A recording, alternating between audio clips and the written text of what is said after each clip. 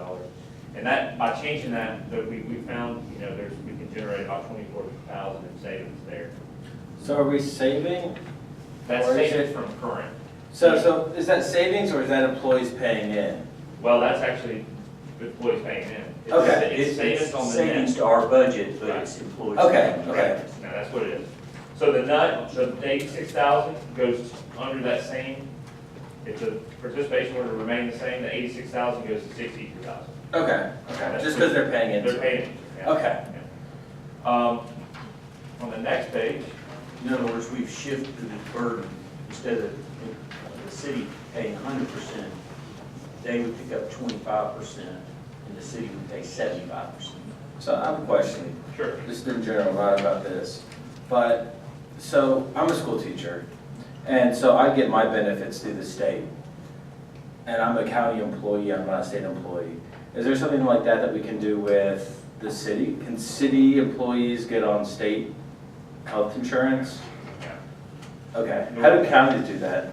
They're agents of the state. Well, I'm a, You are. I get state part of the employee school board, benefits. Right? Yeah, I'm employed by the school board, but I Right, get so state the benefits. State benefit plan insures the school board, it's the local county government. Okay. State employees and school boards. Okay. That's the way it was structured, like that. Okay, so that was weird that I got state insurance, but the city couldn't. Because the state helps fund the schools. Yeah. That's why. The closest thing we have to that would be Georgia Municipal Association. Yeah. They decline because we have a couple of high use. And retirees. Yeah. Retirees, so. Yeah, and, you know, the state health benefit plan, obviously, the state pays portion towards the medical costs for employees and retirees. But then you go through Georgia Breeze, you're probably familiar with Georgia Breeze. Yeah. And that's where you enroll in dental and vision and life. All of that is voluntary. Yeah. So the state doesn't actually contribute anything towards the dental costs. Yeah, because I have to pay straight Right, costs. it's all voluntary. Yeah, You know, I would like us to this consider. is even sweeter than the state. I would like, And medical is also. Yes, yeah, all of it is. I would like us to consider at some point going self-insured on dental, because, I mean, what the maximum annual benefit is $1,500. That doesn't go very far to dental office. You're right. You know, I don't know why. we- We're actually looking at self-insured options on the medical, and if you go self-insured on the medical, then that's when you want to look for self-insured on the dental. We're actually gonna, once this market settles a little bit, after the federal government does whatever they do, I think it would be wise for us to pursue that option. On the dental, we're doing 100%, correct? Currently, And the cost you said on a year is how much? 86,000. The city's portion for the dental cost. But with the change you're making, you're only talking, what, $4 a check? Right, employees will pick up. So $8 a month. $8, non-credit, no. And that generates, I mean, that takes the net cost from where it's currently at, 86,000 down to 62, which is 23,000, or 24,000 in savings. Is 100% common? Yeah. It seems very unusual to me. it's a great benefit, it's not common. Well, I don't think I'm wrong here, but it doesn't seem that costly to put more on the employee that needs it. That's not much to pay, even at $4 a check. That seems very low if you're using it. If they're not using it for some reason, do they have to have it? Is this an option? Right. It's optional. You know, with the increase in healthcare, rising costs, year after year after year, I've been doing this 15 years. One of the first places employers look is their dental, their vision, their other benefits, because the most important is the health. And if we want to continue to offer health insurance, a robust health insurance program, then we need to look at other programs where we can possibly save a little bit of money and try to keep that in place. I'm just not sure we're passing on enough in that one category. Well, we're trying to, last year, we gave Soften the blow. raises, and this year we didn't want to turn around and take it back, so we're just trying to soften the blow and do it gradually. I understand, but just, if you isolate it, it's like, oh, now we have to pay this, but if you look at the big picture, we're doing what we can, and maybe more than we can. Absolutely. And not trying to be cold or cruel here. Overall It benefit just package. seems difficult. I mean, we're not healthy enough to do, as a city, this much health. Now, if your renewal, this proposal is based upon the same participation that we have now. Correct. So I wonder what happens if, You're gonna lose some people. yeah. So you're gonna have an employee who might have a dental plan through his retirement or it's go through his spouse, and they're gonna say, I don't really need this anyway, I took it because it was free. Is that Probably going to drive the premium up, or is that not necessarily? It's not gonna, it will not affect the premium this year. It could down the road, which we talked about that, but on the dental, it's a year-by-year thing. So, could we go back for a second to the HRA? So we're gonna reimburse them $3,000 On the base plan. on the base plan if they have the sick leave, correct? Correct. Okay, but $3,000 could be someone's like whole month of sick leave. So are we gonna pay them, how are we gonna pay them out of their sick leave? Do we pay them their hourly wage? Yes, in other words, my rate would be different than someone else. It would be based on what the value is of that position and what we pay them. The accrued value at present, Yes. present rate. Right. So this'll work for a little while. Yes. Until we suck up everybody's sick leave. And then, because what we're gonna do is we're just gonna suck that sick leave up. Because $3,000, that's like a month of sick leave.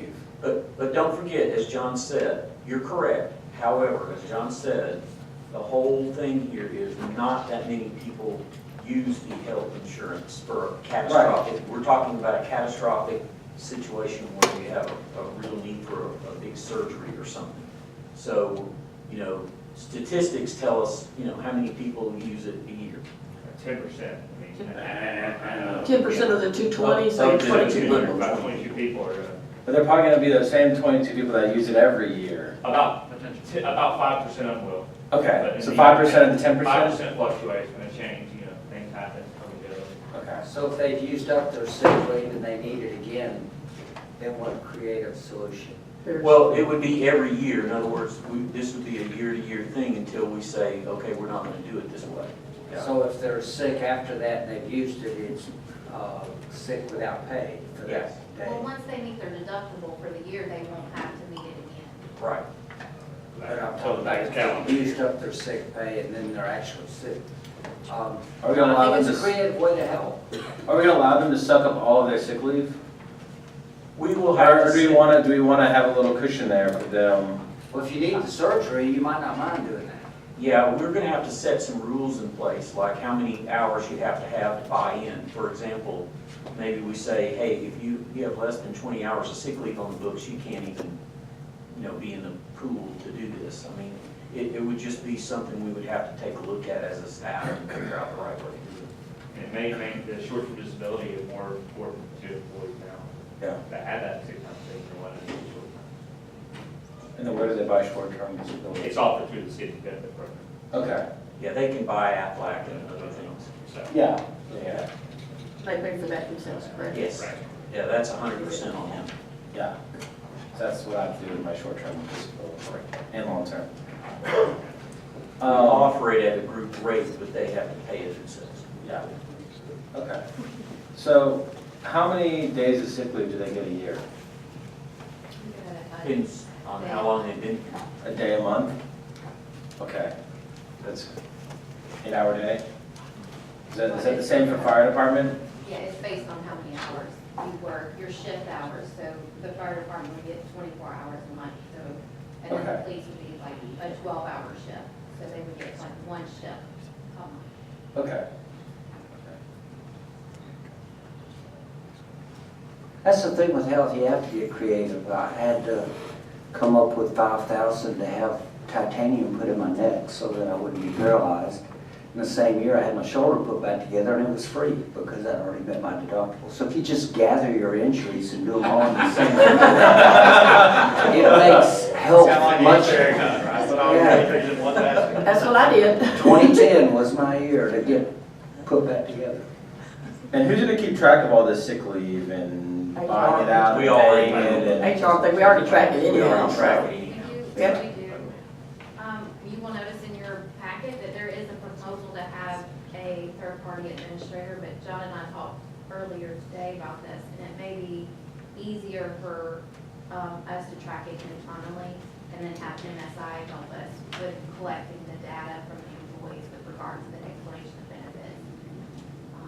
So we won't have this third-party help. Basically, what happens under this type of HRA program, not with the sick leave program, but under a normal HRA where if the city self-administers or has a TPA, is if you go in and you have to have that procedure, let's say you have a $5,000 deductible and you have that surgery, most people don't have $5,000, so you set up, you pay them what you can, they send you a bill, you get an EOB, an explanation of benefits from your provider, and you're paying that. And when you get that explanation of benefits, that EOB from Kaiser, that is when you take that along with the claim forms and you turn that into HR, and they then reimburse you based on, and we're going to look at MSI, to look at it, but based on the fact that you're eligible for whatever amount, then they would reimburse you. And then Your when, payroll. I assume that would be a check that would come Through a check, through a The check. payroll check, the payroll service that we use, so when they cut that check, it's gonna back it out of their approved time. Okay. Do they pay tax on that? No, it'll be pre-tax dollars. Okay. So it'll just be running pretty much through the HR, the new HR lady. Well, what's her name again? Krista, okay. She's not new anymore. No. Stop saying that, she's been around for, She's been here almost a year. oh my God. Time flies. When you're having fun. I know, I just gotta look at my kid every time. We were just looking at ways to lower the city's costs. Yeah, no. And at the same time, look out for the employees, and we were trying to strike what we felt like was a balance. Okay. So for those 85%, is that the number I gave, there's an HMO there where their costs actually go down.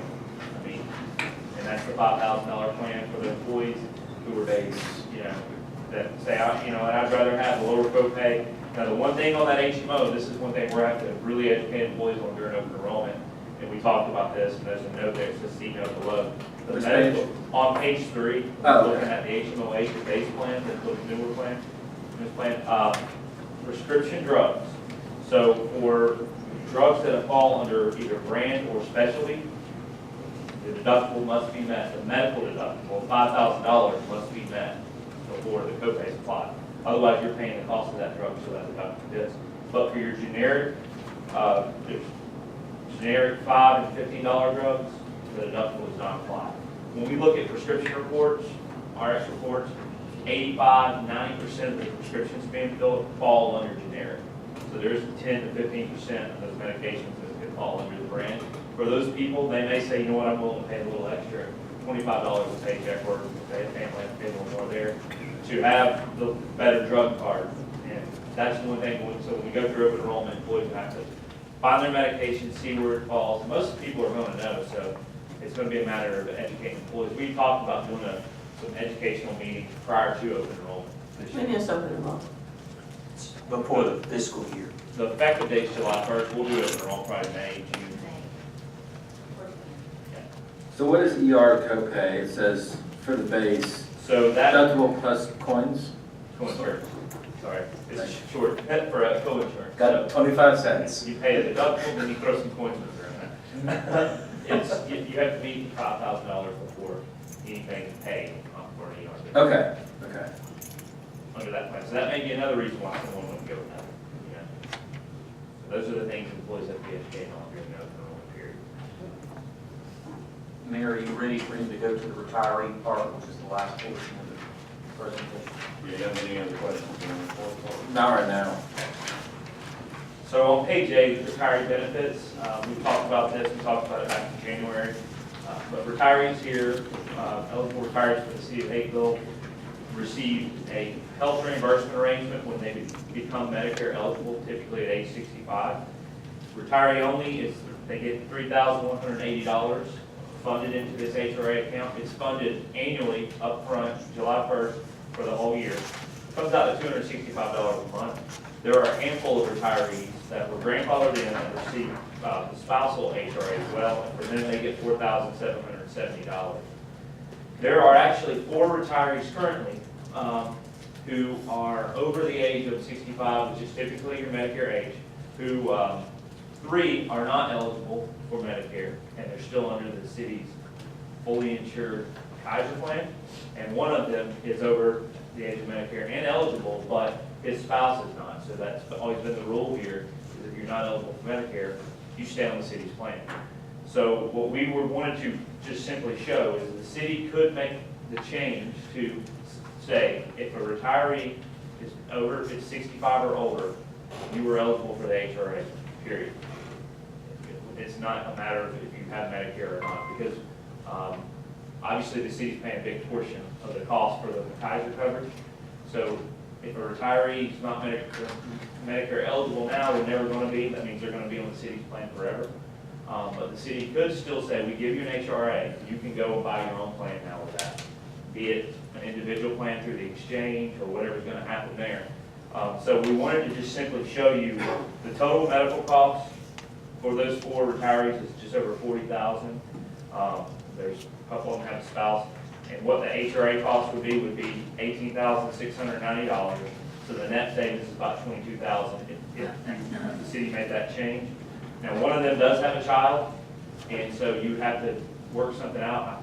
And I would recommend doing $100 for that child in the HRA fund, giving that child $100 extra per month. And again, that retiree can go and buy a health plan for their child, their spouse, and themselves. So they would just go to like They have to go to the exchange. the exchange and buy it? Okay. If they're not Medicare eligible. Now, the one that is Medicare eligible, his spouse is actually going to be turning Medicare age in October. And so she will, regardless, he'll be coming off. So if you made this change effective July, for 3 months, she would have to figure out, she'd be eligible for COBRA, or she could go and buy an individual. So you're saying after that, there's only 3 that are not Medicare eligible? Right, and they never will be because they never paid into Medicare. Why didn't they pay into Medicare? Because the department. Oh, okay. Probably the department they work for. Okay. Like police and fire Yeah, like I don't. typically do not pay into Medicare. Yeah, I don't pay Social Security. But you pay in there. I don't know. Some do, Probably. some teachers pay all of it, some pay just Social Security, just Medicare, some pay nothing. Okay. Look up box 1, 2, 3, 4, 5 on your W-2 form. All right. There's a number in there, your Medicare eligible. Okay. Right now, there are Something 26 like that. retirees that have the HRA. The city's administrative costs annually is just under $2,000, and the city's funding just over right now $100,000 in HRA funds for these retirees. So the total net cost of the HRA for the retirees is $101,000. And I'm showing you here also, one of the things you all, what we talked about is, do we offer a city-funded HRA on the deductible side for the retirees? If we change the HMO plan to the $5,000 plan, that's the same plan retirees are eligible for. So if the city chose to, could also include an HRA on that deductible for retirees. And so the medical deductible HRA shows the 20 retirees enrolled, the annual cost to use an administrator would be about $1,000. And expected reimbursements, I put two retirees being reimbursed at just over $8,000.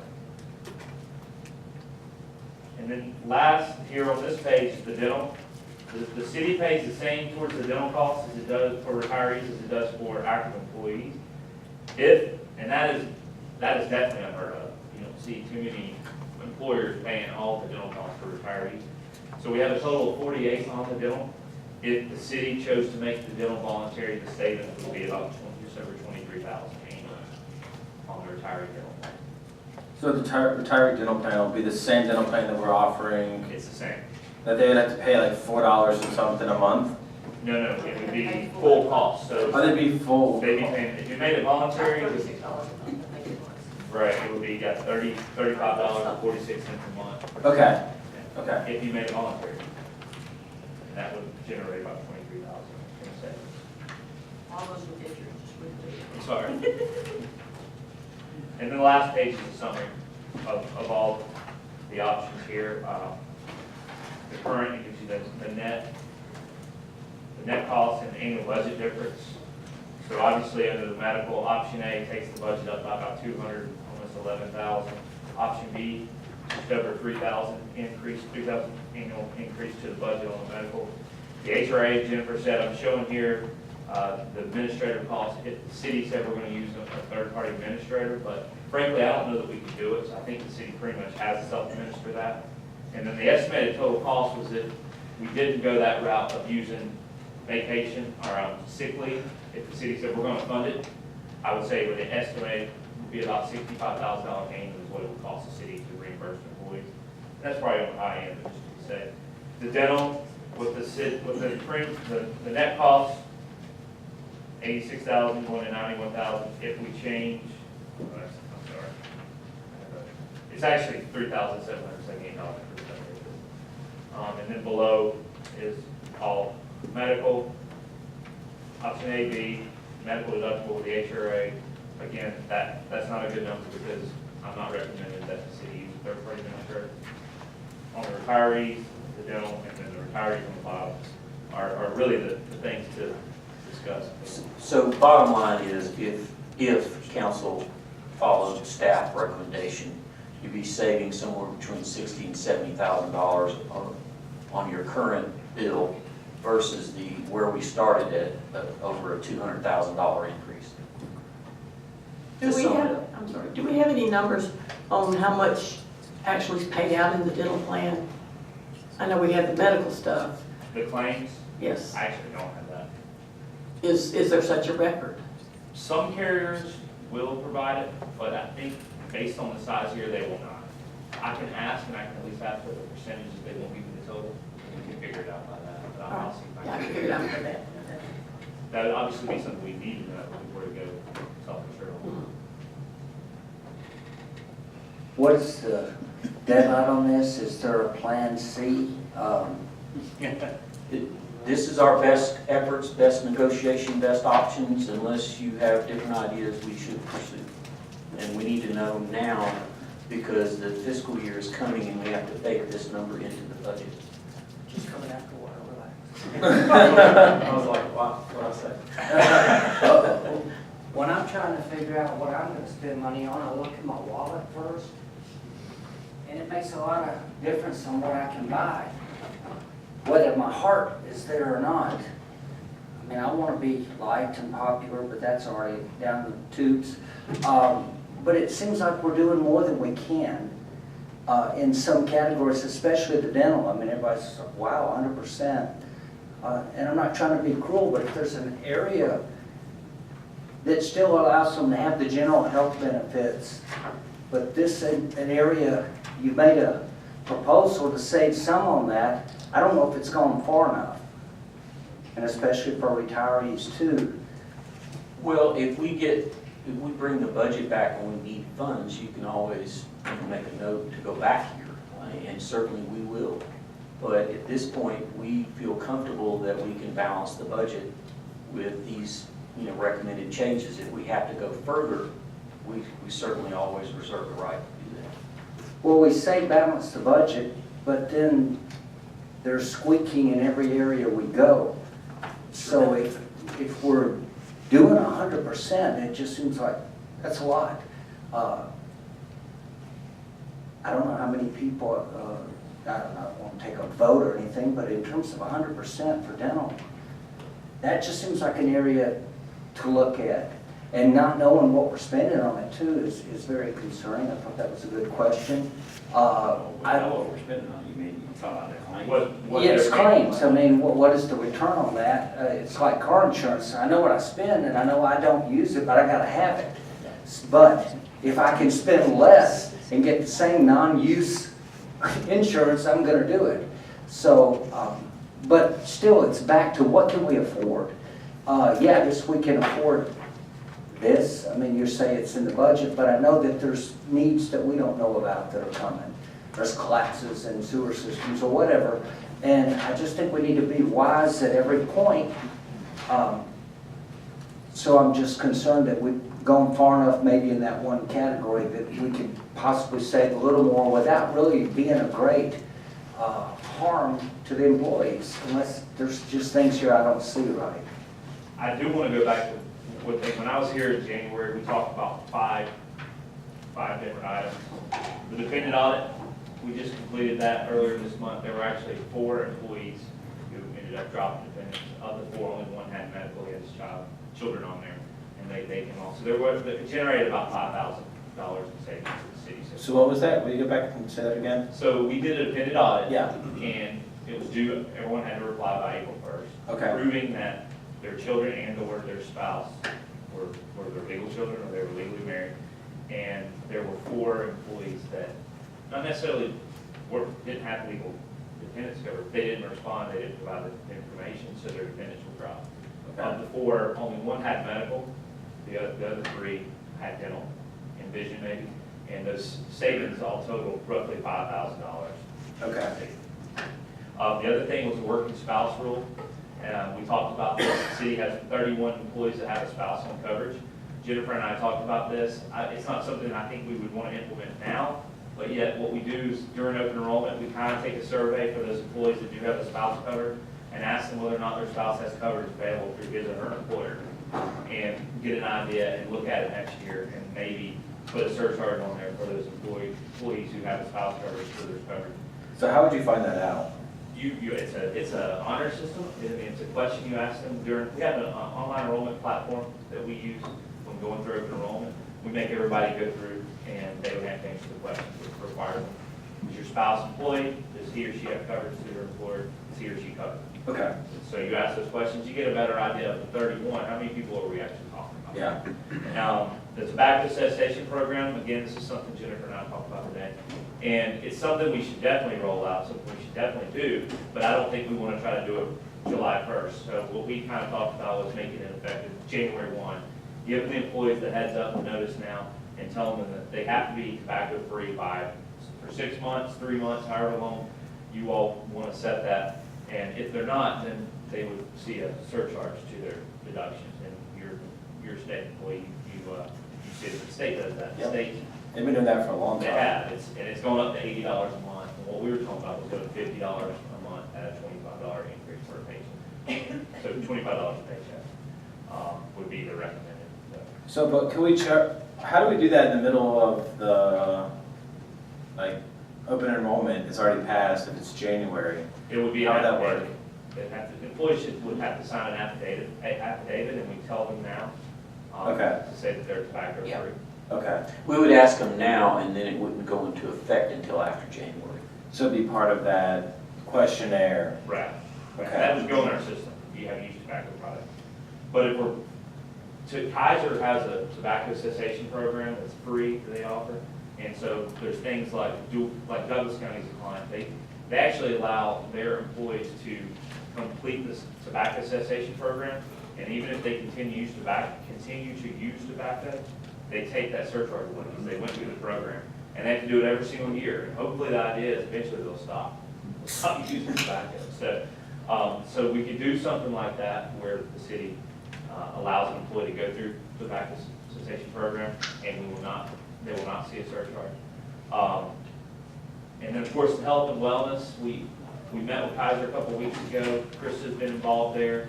We've still got to get together. There's some money there that Kaiser gives the city in wellness funds, so we're working on that. And of course, the retiree program. So I just wanted to circle back to those 5 things that we talked about earlier this year. So a question about the smoking. If we're going to do it, we really need to look at the city as a whole and the amount of smoking that we allow in city property. You know, because I know that, I've been in some of the garbage trucks, and they're smoking in the garbage trucks. They're smoking in city vehicles. They're smoking in the little boys' room. And I think that if we're going to do something like that, we got to get it out. If you're going to smoke, you got to smoke off city grounds or whatever. A lot of companies are going to smoke-free campuses, which means any city property, any vehicles. Yeah, like we need to go, if we're going to do cessation, we need to really make sure that we're doing it. Because if someone's trying to quit smoking and I'm sitting in the truck and I don't care, and I'm puffing away, Michael over there is fiending for some nicotine, it's going to be hard. He didn't have smoke, he had secondhand smoke. Yeah. That We sounds need good. smoke-free garbage, that's for sure. But to answer Councilman Randman's question, I feel comfortable we can balance the budget if the recommendations are followed.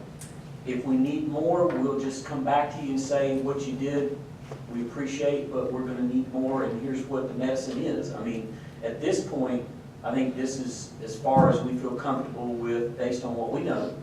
And then if we need more, then we'll let you know, and then y'all can make that decision. Well, I think one of the things to remember, and this got mentioned earlier, for the first time in a while, we were able to give employees a small raise, and, you know, we turn around and reduce.